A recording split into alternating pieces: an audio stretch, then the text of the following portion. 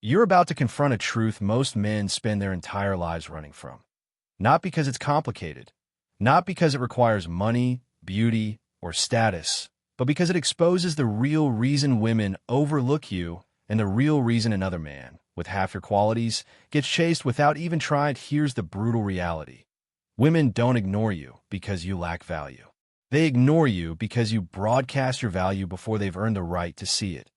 Every time you reply, instantly, every time you explain yourself, every time you try to prove you're different, you unknowingly destroy the very tension that creates attraction. You think you're being kind, confident, respectful, but what she feels is something entirely different: predictability, certainty, emotional transparency, and the female brain was never designed to crave what it fully understands.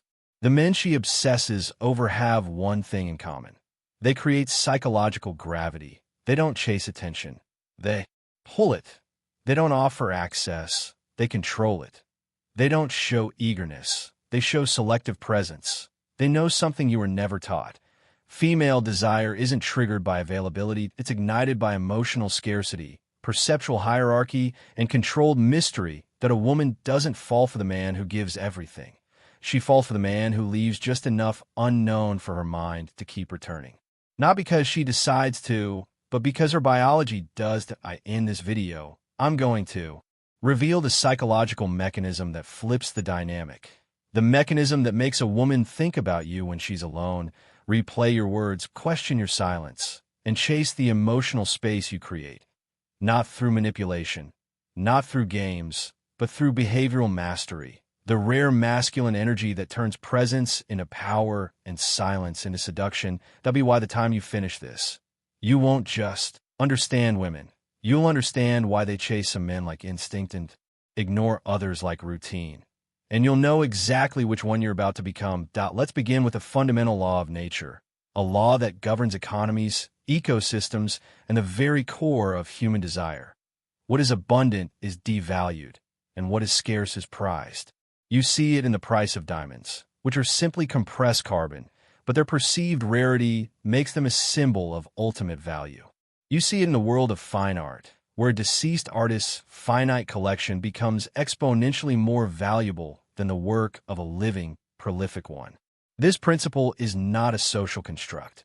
It is a deeply embedded feature of our evolutionary hardware, a survival algorithm that taught our ancestors to value the rare protein source over the common, easily found vegetation. Now, apply this immutable law to the landscape of attraction. The modern man, conditioned by a society that champions constant communication and emotional openness, has made himself utterly, endlessly abundant. He has become the common, easily found vegetation. He is a 24/7 convenience store of attention, validation, and reassurance. He replies to texts in seconds, his thumbs flying across the screen as if his speed will somehow convey the magnitude of his interest. He double texts when met with silence, a digital projection of his rising panic. He lays out his life story, his intentions, his vulnerabilities, and his feelings on the first date, hoping this torrent of transparency will be mistaken for authentic confidence. But it never is. What he is broadcasting is not high value, but high availability. He is communicating on a primal, subconscious level that his time, his attention, and his emotional world are not scarce resources. He signals that he has nothing more important to do, no grander mission to command his focus, than to wait by the phone for her validation. He signals that his inner state is contingent on her approval, a fragile ecosystem dependent on her sunshine. This is the invisible mistake, the subtle poison that neutralizes his best qualities. His generosity feels like desperation. His attentiveness feels like anxiety.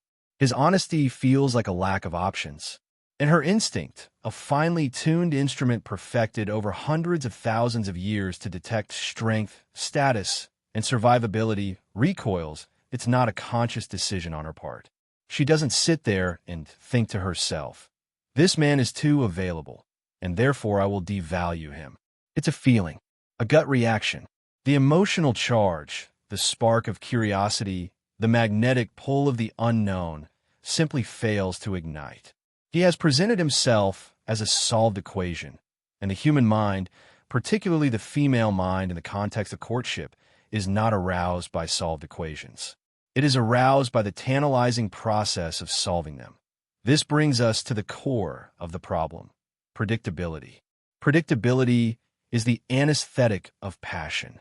The moment a woman can accurately predict your every response, your every move, your every emotional reaction, you cease to be a stimulating presence in her mind. You become part of the background noise of her life, reliable, perhaps even comforting in a platonic way, but utterly devoid of the exhilarating tension that fuels romantic obsession. The male brain often confuses comfort with attraction. A man thinks, if I make her feel safe, secure, and understood, she will desire me. But he fails to grasp a crucial, nuanced distinction. A woman desires a man who can make her feel safe in the world, but she does not desire a man who make her feel emotionally safe from him. The safety she craves is the deep, primal security of being with a powerful, competent protector, a man whose presence makes the chaos of the world feel manageable. The excitement she craves is the emotional roller coaster of not being entirely sure if she has fully won him over. It's the thrill of dealing with a man who is his own man, who has his own purpose, and whose emotional state is not a mirror of her own. He is a mountain, not a puddle that reflects her image back at her.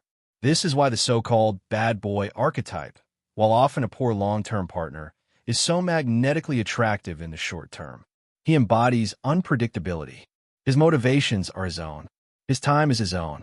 He does not seek her approval, and therefore, she finds herself desperately wanting to earn it. The predictable nice guy, by contrast, offers his approval freely, like coupons in the mail, and like those coupons, it is often discarded without a second thought. This is where the concept of psychological gravity becomes paramount. Imagine a planet. It doesn't chase moons. Its sheer mass and density create a gravitational field that pulls them into its orbit. The men who effortlessly attract women operate on this same principle. They are not chasing, they are pulling. Their gravity is generated by a powerful, internally validated sense of self, a life rich with purpose, an emotional center that is not easily perturbed by external events, especially not by a woman's attention or lack thereof. His world does not revolve around her, and therefore, she finds herself beginning to revolve around his. He doesn't need to tell her he's busy or important. His behavioral patterns communicate it with far more power than words ever could. His delayed responses to non-urgent texts are not a game. They are a natural consequence of a man who is focused on his work, his training, his craft. His focused presence when he is with her is so potent because she knows it is a deliberate allocation of scarce resource. He practices the art of selective presence. When he is with her, he is fully there. His attention is a focused, powerful beam that makes her feel like the only person in the world.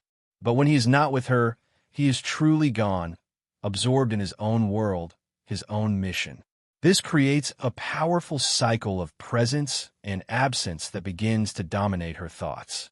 She experiences the intoxicating high of his focused attention, and then, in its absence, she is left to replay it, to analyze it, to anticipate its return, to wonder where it has gone. She fills the void he leaves with thoughts of him. This brings us to the biochemical reality of desire. Your brain, and hers, is wired with a reward system governed by a powerful neurotransmitter, dopamine. Dopamine is often called the pleasure molecule, but this is a gross oversimplification. It is the molecule of motivation, of seeking, of anticipation. It is the neurochemical fuel of desire itself. It is released not when you get the reward, but in the exhilarating, suspense-filled moments leading up to it. Critically, research from institutions like Stanford University has shown that dopamine systems are most active, most potently stimulated, not when a reward is guaranteed, but when it is uncertain.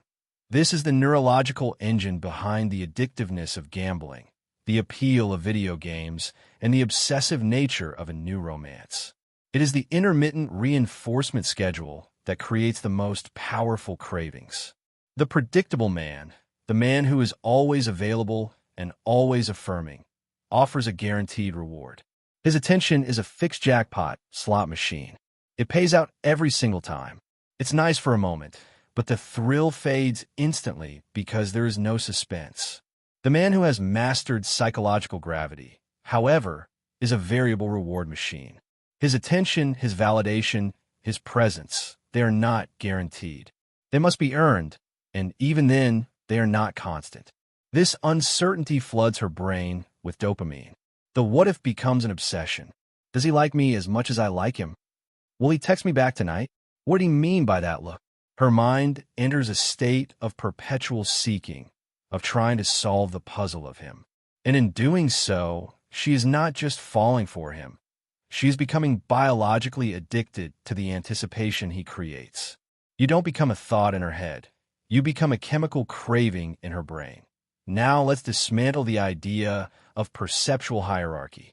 In every single human interaction, from a business negotiation to a first date, a subtle, unspoken hierarchy is established.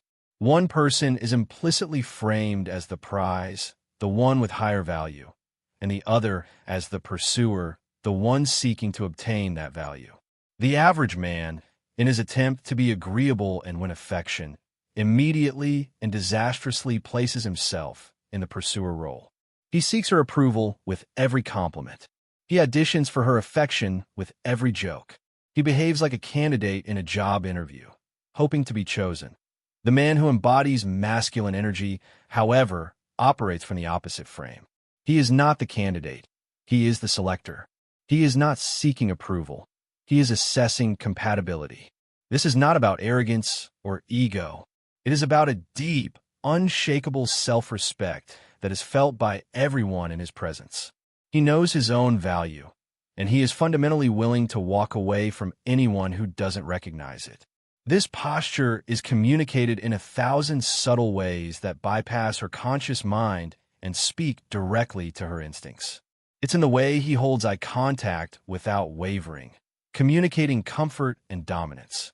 It's in the calm, measured cadence of his voice, which doesn't rise in pitch out of anxiety or eagerness to please. It's in his profound comfort with silence, seeing it not as an awkward void to be filled with nervous chatter, but as a space for tension and attraction to build.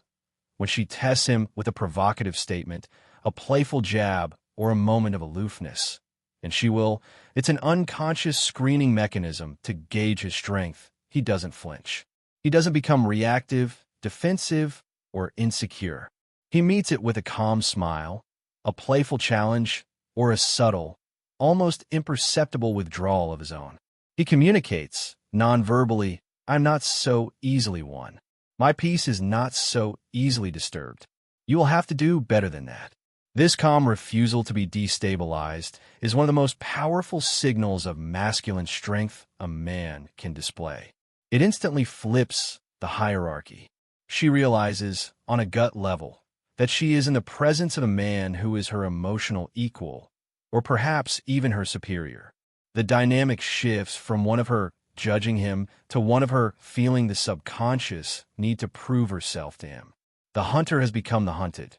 This leads us to the final and most nuanced element, controlled mystery.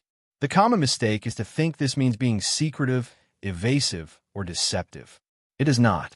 It is about understanding the critical difference between honesty and total, unprompted transparency. Honesty is about speaking the truth when asked. Transparency is about volunteering all truth, unprompted, like a nervous witness. The attractive man is honest, but he is not an open book. He doesn't feel the need to explain his every thought, justify his every action, or narrate his entire life story from birth to the present moment. He understands that her imagination is the most powerful tool of seduction he possesses. By leaving things unsaid, by maintaining a certain private corner of his own mind, a sovereign territory of his soul, he gives her imagination room to work that he lets her wonder. Where does he go when he's not with her?